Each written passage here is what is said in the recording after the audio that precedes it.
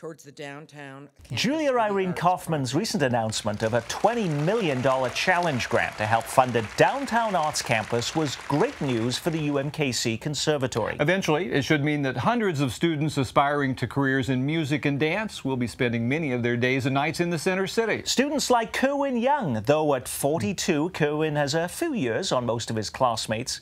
What he's also had is a most unusual path to get where he is. While still a teenager in New York City, Kerwin worked with the rap group Public Enemy as part of the Bomb Squad. Now he's studying for his master's degree in composition. Now, we caught up with Kerwin shortly after he'd returned from seeing his old pals Chuck D and Flavor Flav inducted into the Rock and Roll Hall of Fame.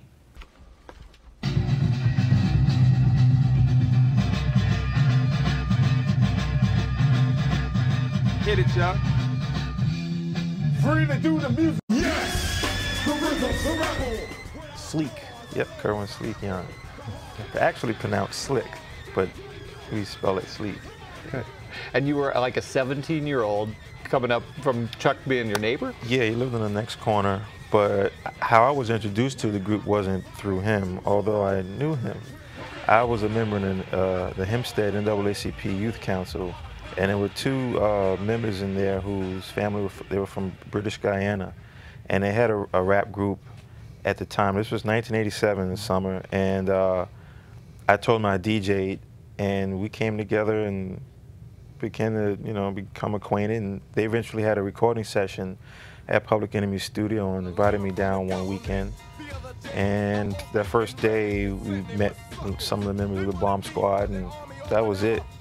And around 1988, toward the end of my high school year, I started just spending more time there. And I was going to the store, getting the guys food and things like that, and just working my way up. And by 1989, I was in it. 1989 is a pretty big year. Yeah. Fight the Power. Yeah. I mean, Spike Lee coming around. Yeah, and the whole breakup of, with the group. A lot going on that year. And you're still not even 20 at that point. Right. Yeah. So, yeah, many years have passed with some pretty cool credits along the way. Another Spike Lee movie, I think, got music and He Got Game. Yeah, He Got Game, Sister Act 2, Street Fighter, a movie called Green Card, which came out in 1990, and then Mixing Nia, that was in 1998 also with He Got Game. But these are still things in that genre, for the most part, which somewhere along the way no longer appealed to you, it sounds like. Yeah, well, not really. He Got Game was the only film I'd say had, was the rap element in Street Fighter, but Sister Act 2 was R&B. By 1994, I was trying to step away from the rap music and doing more conventional music, working with instruments and learning how to write for instruments and things like that. Well, speaking of universities, I know you spent a little time at Spelman. Yeah, for about a year and a half as a resident composer. That was a good experience for me, and I had no prior experience writing for strings. So you can imagine, the students were like, well, what is this? And the cellist told me, I don't read treble clef. And so you need to write that in bass clef. And was that when you thought, maybe I'm going to UMKC to really hone this? Yeah, it was around that time. After the residency at Spelman, I met Shin Yi. I found her on MySpace and expressed to her that I was interested in studying orchestration, but only for 1 month, not even a semester, like 1 to 2 months. She got back to me and put me in touch with Jim Moberly, and Jim expressed to me that, with my background, I could benefit a lot more from a full degree here at the university, and the school the students could benefit from my experience, and I could be able to share my experience with them. And I thought about it and said, okay, why not? So this is 4 years later, and I've finished my bachelor degree, and now I'm in the master's program. Is it just urban legend that Chuck D wrote your recommendation letter? Yes, that's true. Yes, Eric Van Amsalo also wrote one, and it's amazing.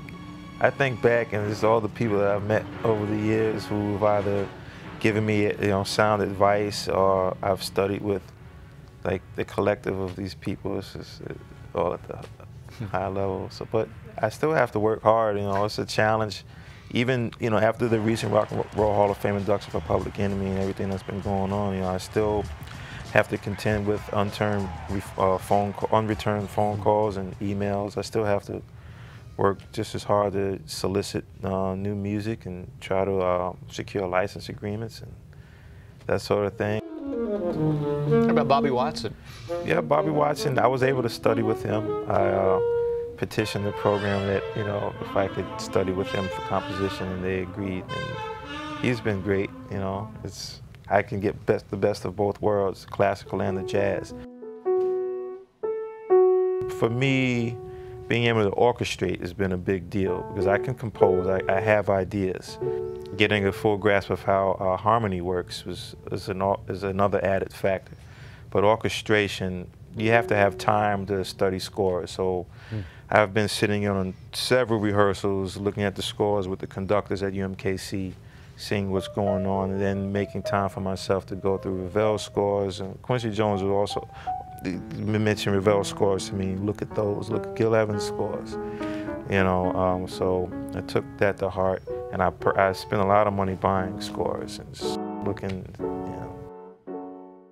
Lalo Schifrin, huh? Yeah, that's one of my favorite composers. No one has mentioned Lalo Schifrin to me for a while. Yeah. Well, Mission Impossible. Mission Impossible, Cool Hand Luke, Enter the Dragon, all the Dirty Harry movies, man, the Rush Hour films, Amityville Horror. Yeah, and he's written a symphony about Queen Liliuokalani from Hawaii.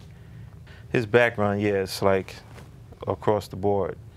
And yeah, that's he's definitely someone whose career is one I like to model, just for his ability to start here and then he's gone through these other phases and can still put it all together, you know.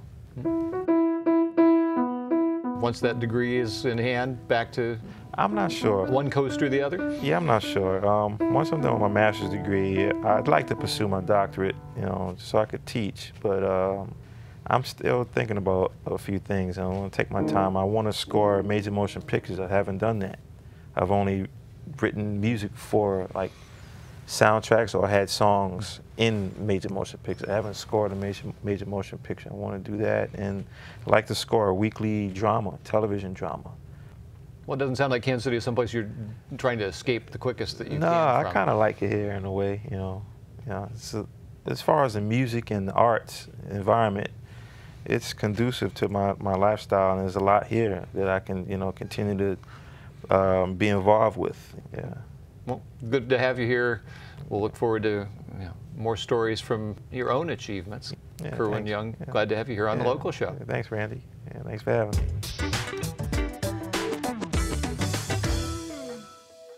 And that is all the time we have on this edition of The Local Show. But as always, you can learn more about the people and the places we featured here online at thelocalshow.org. Next